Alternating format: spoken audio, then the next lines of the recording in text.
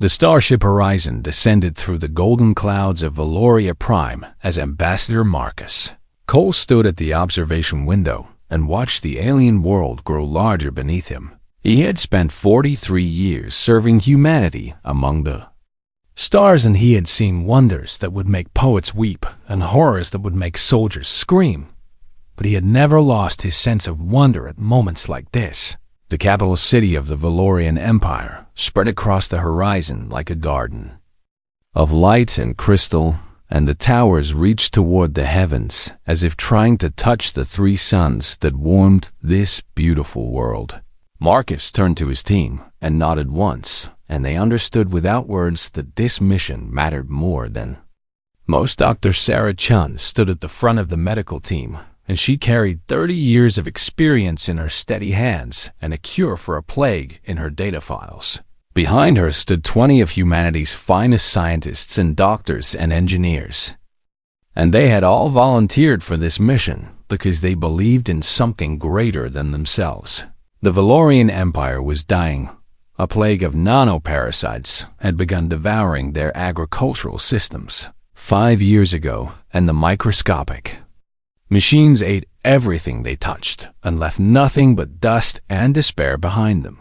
Within 2 decades, the projections showed that billions would starve, and the beautiful crystal cities would become tombs, and the proud Valorian civilization would fade into history like so many others before them. But humanity had faced something similar once, and they had survived and they had learned, and now they had come to share that knowledge freely. Marcus straightened his simple Earth uniform and checked his reflection one last time, and he saw an old man with gray hair and weathered skin and eyes that had seen too much but still believed in the good that existed in the universe. The shuttle landed in the palace courtyard, and the doors opened, and Marcus led his team out into the golden light of 3 suns. Valorian guards lined the pathway to the palace entrance, and they stood tall and proud in their ceremonial armor, and their silver eyes watched the humans with expressions that Marcus could not quite read. The Valorians were a beautiful species by any standard, and their skin shimmered with an opalescent quality that shifted colors in the light, and their features were elegant and refined, and they moved with a grace that made humans look clumsy by comparison.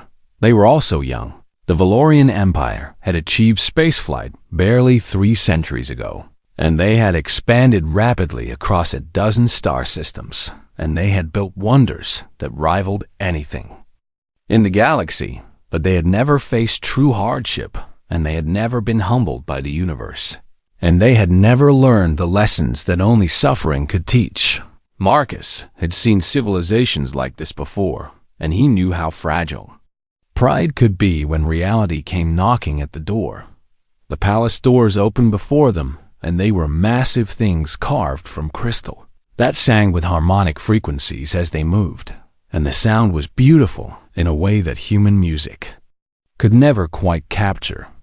The throne room beyond was vast and filled with light that seemed to come from everywhere and nowhere at once, and the walls were lined with courtiers in flowing gowns and elaborate robes, and they all turned to watch. The humans enter. At the far end of the room sat the throne, and upon the throne sat Queen Desar VII. She was young, and even Marcus was surprised by just how young she looked, and he reminded himself that she was only 26 years old by Earth reckoning, and she had worn the crown for just 3 years since her mother had passed. The galactic press called her brilliant, and her advisors called her visionary, and her people called her the hope of the empire. She did not rise as Marcus approached, and she did not smile, and she did not offer any of the traditional gestures of welcome the protocol demanded. Instead, she looked at him with silver eyes that held something cold and sharp, and she let the silence stretch until it became uncomfortable. Marcus stopped at the appropriate distance and bowed with genuine respect, because whatever she thought of him, he would not abandon his own principles. "Your Majesty," he said, and his voice was calm and warm, "I am Ambassador Marcus Cole of the United Earth Government, and I bring greetings from humanity and an offer of friendship in your time of need." The queen tilted her head slightly and her gaze moved over him, slowly taking in every detail of his appearance and finding it wanting. "So," she said at last, and her voice was beautiful like crystal bells, but her tone was sharp like broken glass. "The humans send their servants to treat with royalty." A ripple of amusement passed through the court, and the crystalline laughter of the Valorians filled the air like wind chimes in a cruel storm. Marcus kept his expression neutral because he had heard worse from worse people, and he would not let words break what decades of hardship had forged. "I am the senior ambassador of the Earth Diplomatic Corps. Your Majesty and I have come personally because we take your situation very seriously." "Our situation," the queen repeated, and she made the words sound like an accusation. "You mean a minor agricultural inconvenience that my scientists are already addressing? The nanoparasite plague is not minor, Your Majesty, and the projections show." "I know what the projections show," she interrupted, and her voice cracked like a whip across the silent throne room. "I have read every report and consulted every expert, and I do not need humans to tell me what threatens my empire." She rose from her throne then, and her gown flowed around her like liquid starlight as she descended the steps with the practiced grace of someone who had been born to rule. "Tell me, ambassador," she said, and she spoke the title like it was something distasteful. "Why should the Valorian Empire accept help from a species that was still burning fossil fuels when my great-grandmother united the 7 systems?" The court murmured approval, and Marcus felt Dr. Chun stiffen beside him, but he raised a subtle hand to keep her silent. "Because we have faced this enemy before, Your Majesty, and we know how to defeat it. You compare our crisis to some farming problem on your little red moon." She laughed, and the sound was cold. "How very human of you." Marcus took a breath and reminded himself why he was here, and he thought of the billions who would die if he failed. And he found his patience once more. "The Martian blight killed 12 million people before we developed a cure, Your Majesty, and we learned lessons in that suffering that we wish to share with you." 12 million, the queen said, and she smiled, but there was no warmth in it. "We lose more than that to a poor harvest season." She stopped directly in front of him, and she was tall, and she used every inch of that height to look down at the old human ambassador. "Is this the scale of human tragedy? Ambassador Cole," she asked, "is this the weight of your experience?" And Marcus Cole, who had brokered peace between empires and talked down warlords and earned every scar on his body, said nothing at all. He simply waited for whatever would come next. The silence in the throne room stretched like a wire pulled too tight, and Marcus could feel the weight of 100 silver eyes watching him and waiting for him to break. But he had learned long ago that silence was a weapon, and that the person who spoke first in moments like this often lost the battle before it began. Queen Thesara seemed to understand this game as well, and her lips curved into a smile that held no warmth, and she circled him slowly like a predator examining prey that had wandered into her territory. "You know, ambassador," she said, and her voice carried easily through the vast chamber, "I have studied your species quite extensively since this plague began. I am honored by your attention, Your Majesty. Do not be," she replied, and her tone sharpened. "I studied you because I wanted to understand why the galaxy speaks of humans with such strained respect." She paused in her circling and faced him directly, and her silver eyes bore into his with an intensity that would have made lesser diplomats flinch. "And do you know what I discovered?" she asked. "I would be grateful to hear your conclusions." "Your Majesty, I discovered nothing," she said, and the word fell like a stone into still water. "Your species has no great achievements that were not matched by other centuries before you." The court murmured agreement, and Marcus heard the rustle of expensive fabric as courtiers nodded and whispered to each other. "You crawled out of your gravity well barely 4 centuries ago," the queen continued, "and you stumbled into a galaxy that was already ancient when your ancestors were still living in caves. "That is true, Your Majesty. And yet you presume to offer us charity," she said, and her voice rose with genuine anger. "You presume to come to the Valorian Empire with your hands outstretched like beggars offering scraps to kings." Dr. Chun stepped forward before Marcus could stop her, and her voice was sharp with barely controlled frustration. "Your Majesty, we are not offering charity, and we are offering partnership, and the cure we carry has been proven effective against this exact type of nanoparasite." The Queen turned her gaze to the doctor, and the weight of royal displeasure fell upon her like a physical force. "I did not give you permission to speak human." "Dr. Chum meant no disrespect, Your Majesty," Marcus said quickly. "She is simply passionate about her work and about saving lives." "Saving lives," the Tsar repeated, and she laughed again, and the sound echoed through the crystal halls. "Is that what you call it when you swoop in to rescue civilizations that never asked for your help?" She walked back toward her throne, and her gown trailed behind her like a river of light, and she spoke without turning to face them. "I have read the histories, Ambassador Cole, and I know how humanity operates, and I know about the Kethrani incident and the fall of Proxima." 7. Marcus felt his stomach tighten because those were old wounds that had never fully healed, and the mention of them here in this place was a calculated cruelty. "Those were tragedies, Your Majesty," he said carefully, "and we learned from them." "Did you?" She turned at the top of the steps and looked down at him with something like contempt. "You interfered in the Kethrani civil war because you wanted to help, and millions died because of your help. We made mistakes. You gave technology to the Proximans because you wanted to uplift them, and they used it to destroy themselves within a generation. We have changed our approach. And now you come to Valoria," she said, and she sat upon her throne like a judge delivering a verdict.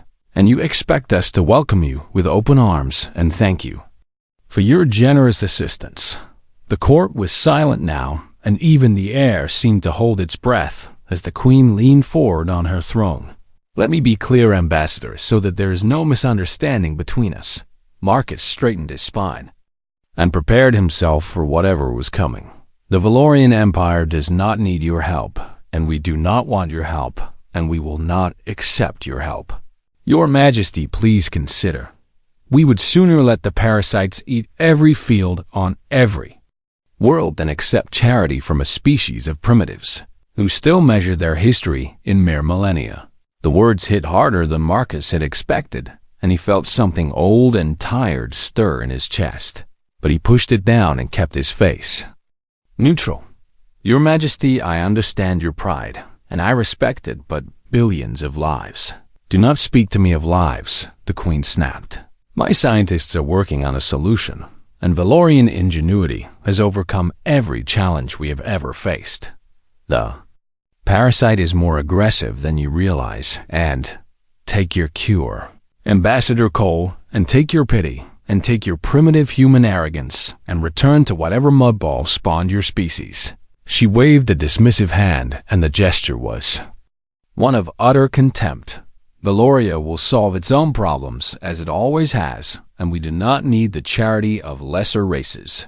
The court burst into applause, and the crystalline sound filled the throne room like breaking glass, and Marcus stood in the center of it all and felt the weight of 4 decades pressing down on him.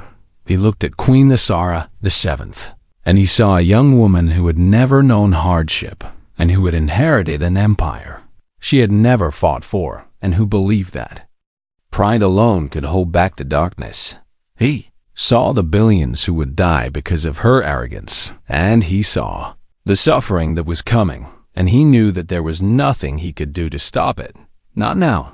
Like this, Dr. Chun was trembling with anger beside him, and the medical team behind them shifted with discomfort, and everyone waited to see what the human ambassador would do. Marcus Cole, who had spent 43 years learning when to speak and when to stay silent, made the hardest decision of his life. He did not argue. He did not plead. He did not try one more time to make her understand. He simply turned and walked toward the doors of the throne room, and his team followed in confused silence and the sound of their footsteps. echoed through the crystal halls. The queen watched them go with a triumphant smile, and her court whispered approval, and no one noticed the old human pause for just a moment at the threshold. No one saw him look back one final time at the young queen. On her throne, no one heard the words he did not say. The great doors closed behind them with a sound like shattering dreams, and the humans left. Valoria Prime within the hour, and their ships vanished into the darkness between stars, and silence fell upon the golden world like a shroud. The first year after the humans left was difficult, but not impossible, and Queen Thesara stood before her people and gave speeches about Valorian strength and Valorian pride and Valorian determination.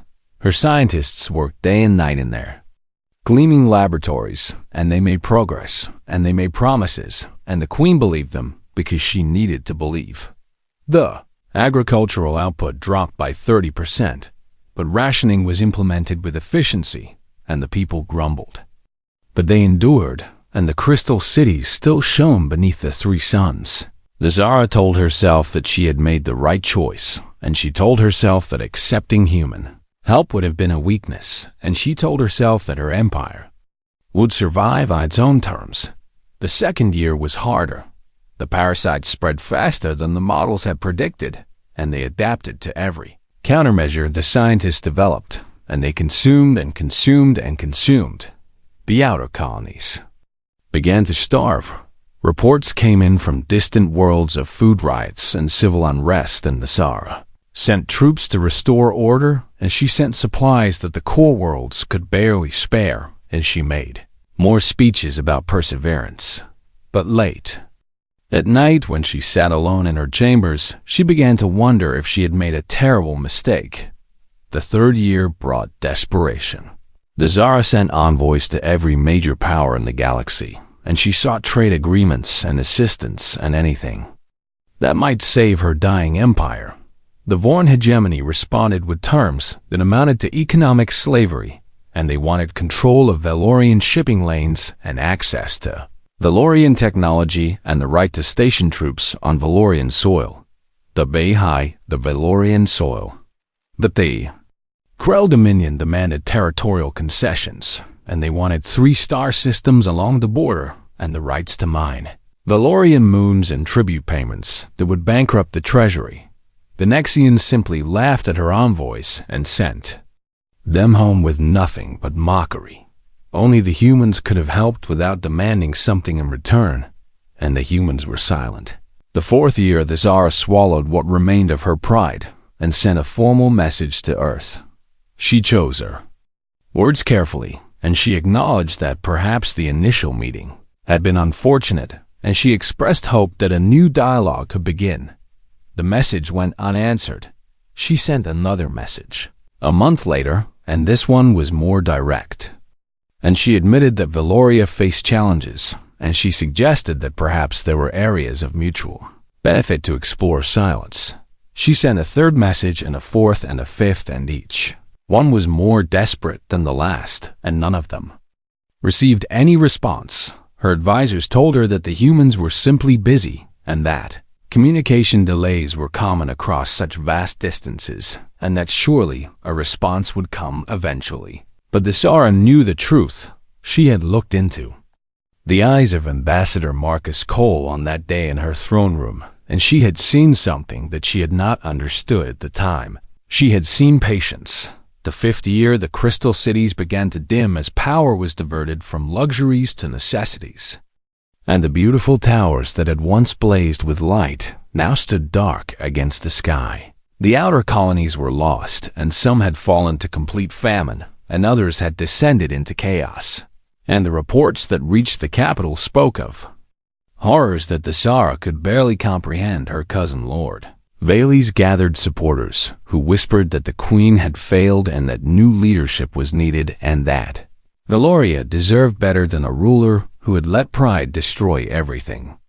The coup attempt came on a cold night when the moons hung low over the capital, and Vales led his followers into the palace with weapons drawn and demands on their lips. Thesara survived only because her personal guard remained loyal and that Fighting lasted 3 hours, and when it was over, her cousin lay dead on the steps of her throne, and the blood took days to clean from the crystal floors. She did not sleep for a week after that. The 6th year brought riots to the core worlds themselves, and the hungry masses no longer cared about speeches or promises or royal pride.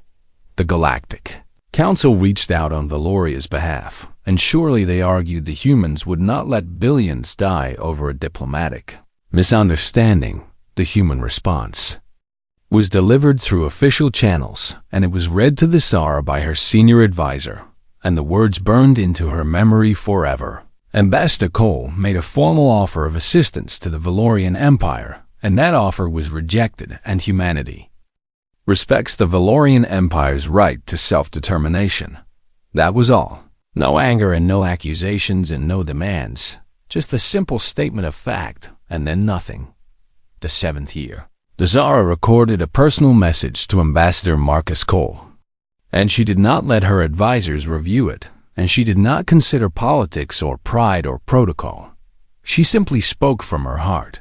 Ambassador Cole, she said, and her voice trembled slightly, but she forced herself to continue. I was young when we met, and I was foolish, and I did not understand what I was doing. She paused and looked into the recording device and tried to find the words that might undo the damage she had caused. I insulted you, and I insulted your people, and I rejected your offer of friendship when friendship was all you wanted to give. Tears formed in her silver eyes, but she did not wipe them away. My people are dying, Ambassador, and millions have already perished, and millions more will follow, and I cannot save them alone. She took a breath and steadied herself. I will give you anything you ask and trade rights and territory and my throne itself, if that is what you require, and I will bow before you and apologize in person, and I will do whatever you need me to do. Her voice broke on the final words. Please, Ambassador Cole, and please help us. She sent the message and waited, and the response came within hours, but it was not from Ambassador Marcus Cole. It was from a woman named Elena Cole, and she identified herself as the current ambassador to the Outer Territories, and she was his daughter. The message was brief, and it contained only coordinates and a date and a single line of text. I will come to Valoria, and we will talk. Desara. Read those words 100 times, and she felt something stir in her chest that she had not felt in years' hope. The human ship descended through clouds that were no longer golden, but gray with ash from burning agricultural domes, and Queen Desara watched from her balcony as it landed in the same courtyard where Ambassador Marcus Cole had landed 11 years before. She was 37 years old now, but she looked older, and the weight of her failures had carved lines into her opalescent skin, and her silver eyes held a weariness that no amount of sleep could cure. The crystal spires of her palace stood dark and cold around her, and the courtiers who had once laughed at human primitives now huddled in threadbare robes and watched with desperate hope as the shuttle doors opened. A woman emerged into the gray light, and she walked with the same confident stride that her father had possessed, and she wore the same simple earth uniform, and she looked up at the palace with eyes that held something. The Zara could not quite read. Ambassador Elena Cole was younger than her father had been, and her hair was dark whereas it had been gray, and her face was smooth whereas it had been weathered. But there was something in her expression that reminded the Zara of that day long ago, and something in the way she carried herself that spoke of strength. Earned through hardship, the Zara descended from her balcony and walked through halls that had once blazed with light and were now illuminated only by emergency power, and she reached the throne room just as Elena entered through the great doors. There were no courtiers to line the walls now, and no crystalline laughter to fill the air, and the two women faced each other in the dim, empty chamber like the last survivors of a war. Ambassador Cole, Desara said, and her voice echoed strangely in the silence. I thank you for coming, Your Majesty. Elena replied, and she inclined her head with respect that seemed genuine. They stood in silence for a moment, and The Zara found that all the speeches she had prepared had fled from her mind, and she was left with nothing but the truth. "Your father," she said finally. "Is he here as well?" Alana's expression shifted slightly, and something soft and sad passed through her eyes. "He passed away 6 years ago, Your Majesty, and he died peacefully. In his sleep, surrounded by his family." The Tsar felt the words like a blow to her chest, and she realized that she had been holding on to a hope she had not even acknowledged, and the hope was that she might apologize to him in person. She began, and her voice faltered.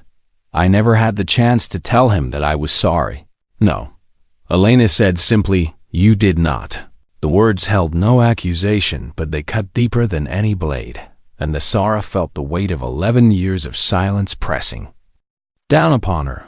"Will you help us?" she asked, and she hated how small her voice sounded. "Will humanity help Valoria?" Elena did not answer immediately, and instead she walked slowly through the throne room and looked at the darkened walls and the empty spaces where a light had once danced. "My father used to tell me about this place," she said. "He described the architecture and the people, and the way the light played through the crystal towers." She paused at a window and looked out at the dim city beyond. "He told me about a young queen who sat upon a throne and looked down at an old man who had come to offer friendship, and she saw something beneath her." The Zara said nothing because there was nothing she could say. "He also told me what you said to him that day, and what you called humanity, and how your court laughed while you spoke." Elena turned to face her, and her expression was calm, but there was steel beneath the surface. "Do you know what he did that night, Your Majesty?" "I do not." "He cried," Elena said, and the word hung in the air between them. "I was on the ship with him because I was just starting my diplomatic career, and I heard him in his quarters, and I went to comfort him." The Tsara felt tears forming in her own eyes, but she forced herself to listen. "He did not cry because you heard him, and he had heard worse things from worse people in his long career, and words alone could not break a man like my father." "Then why?" the Tsara whispered. "He cried for you," Elena said. "And he cried for your people because he knew what was coming, and he knew that you had done it to yourselves, and there was nothing he could do to stop it."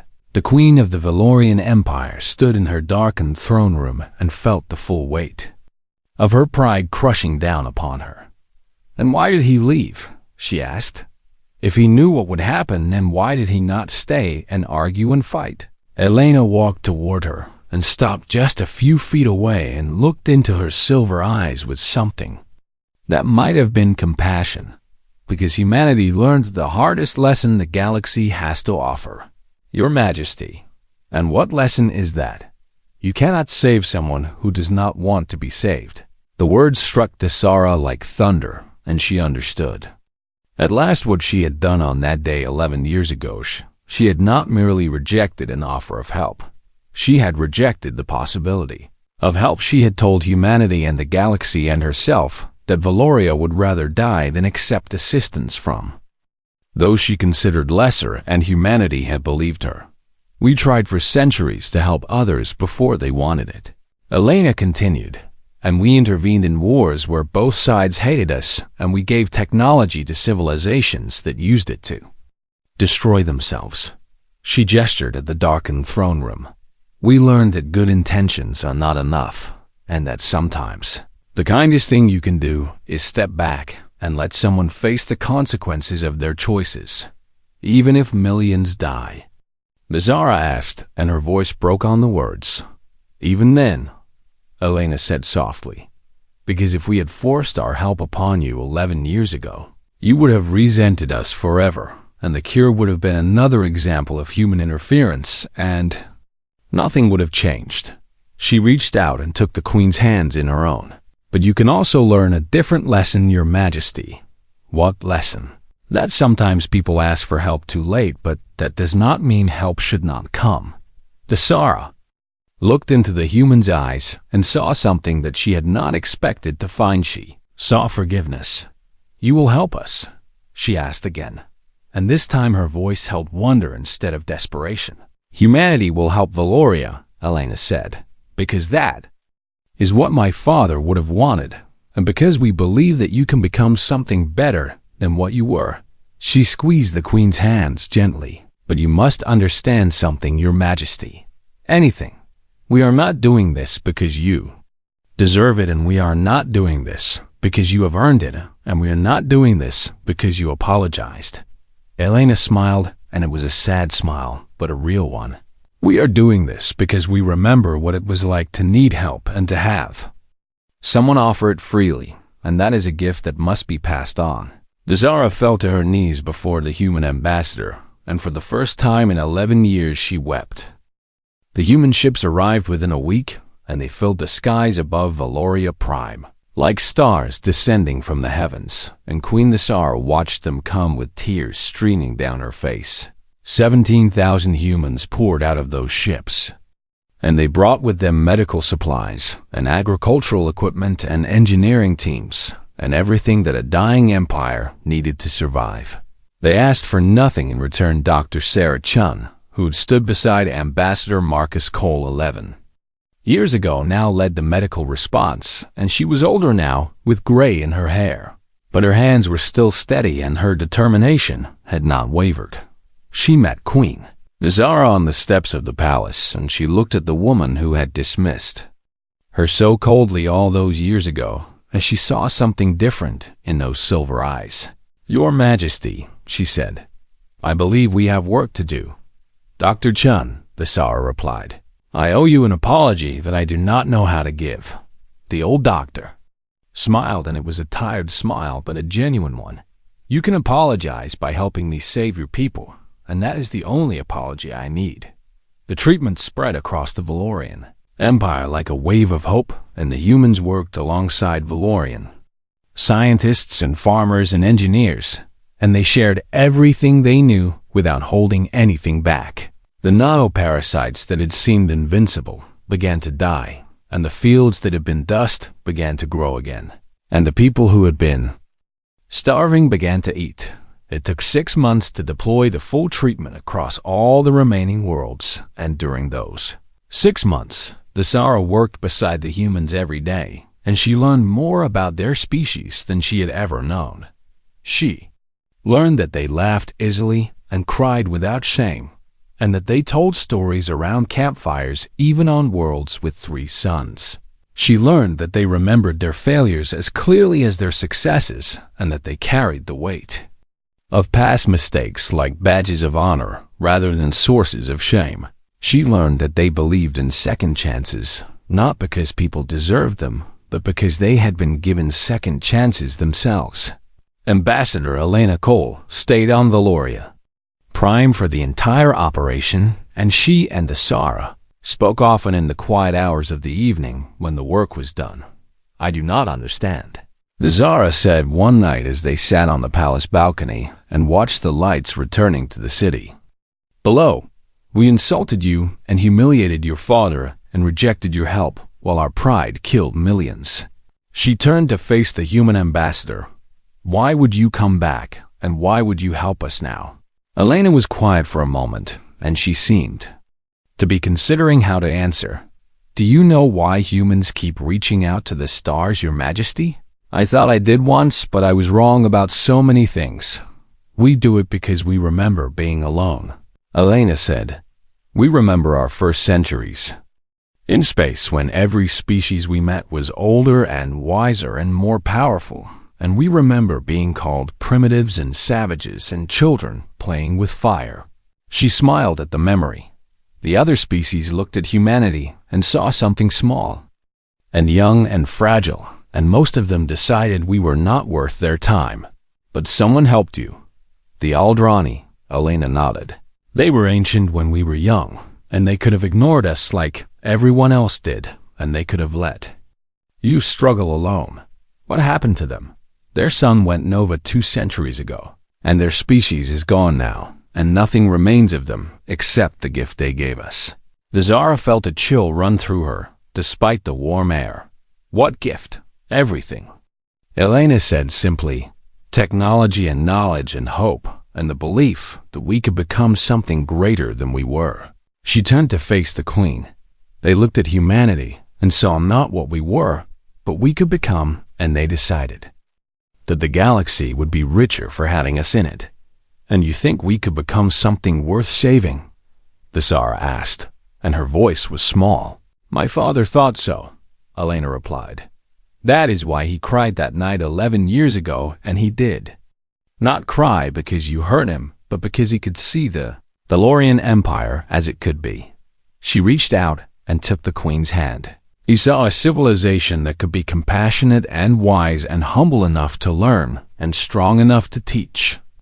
And he knew that to become that you would have to suffer first. A hard lesson, the Tsara whispered. The best ones always are. The treatment was completed 3 months later, and the last world was certified clean, and the Valorian Empire began. The long process of rebuilding everything it had lost. The Tsara offered the humans everything she had promised, and more, and she offered trade, agreements and territorial concessions and tribute and alliance and anything else they might want. They refused it all. Keep your wealth, your majesty, Elena said on the day of her departure. Use it to rebuild, and use it to help others, and use it to become the civilization my father believed you could be. How can I ever repay what you have done? Elena smiled, and it was her father's smile, and the Tsara felt her heart ache at the sight of it. Pay it forward, the human said.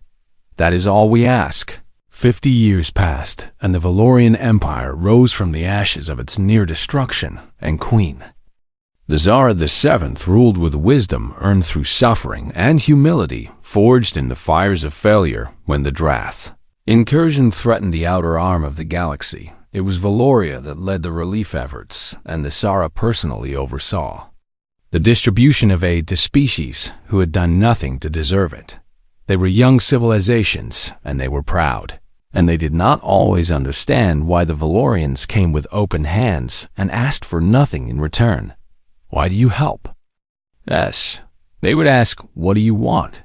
And the old queen, who was called the humble queen by her people, would smile and tell them a story. She would tell them about a young woman who sat upon a throne and looked down at an old man who had come to offer friendship, and she would tell them about the silence that followed, and the suffering that came, and the grace that arrived when all hope seemed lost.